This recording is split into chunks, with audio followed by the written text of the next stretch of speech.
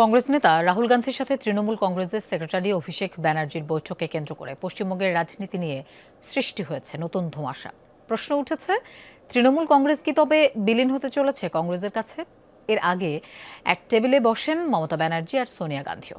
এই পরিস্থিতিতে ভারতীয় গণমাধ্যম এবং দলীয় নেতারা বলছেন, এসব বৈঠকে মমতা ব্যানার্জির কংগ্রেসে যোগদান নিয়েও আলোচনা হয়ে থাকতে পারে। সিলন টি রপ্তানিতে শীর্ষে।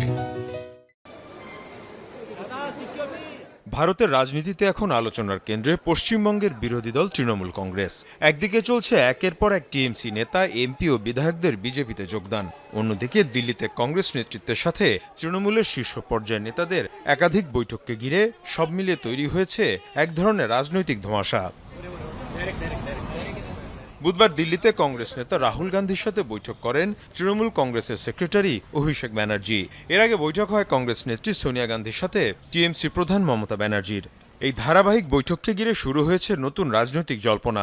প্রশ্ন উঠছে, তাহলে কি তৃণমূল কংগ্রেস ধীরে ধীরে কংগ্রেসের সাথে আরও ঘনিষ্ঠ হচ্ছে?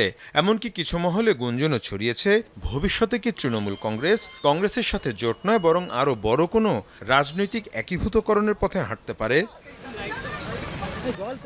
যদিও কংগ্রেসের তরফ থেকে এমন কোনো আনুষ্ঠানিক প্রস্তাব দেওয়া হয়নি, আর টিএমসিও মমতার কংগ্রেসে যাওয়ার বিষয়টি নিশ্চিত করেনি। তবে দলীয় নেতাদের কথাতেও মিলছে নানা আভাস।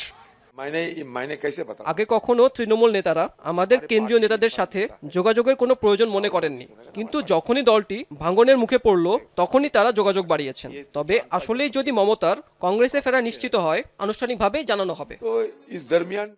রাজনৈতিক বিশ্লেষকরা বলছেন, বিষয়টি এত সরল নয়। ভারতের বিরোধী রাজনীতিতে বিজেপির বিরুদ্ধে একক বৃহৎ ফ্রন্ট গড়ে তোলার আলোচনা বহুদিন ধরেই চলছে। সেই প্রেক্ষাপটে কংগ্রেস ও তৃণমূলের মধ্যে যোগাযোগ বা বৈঠক নতুন কিছু নয়। মীর মুশফিকা হাসান, যমুনা নিউজ।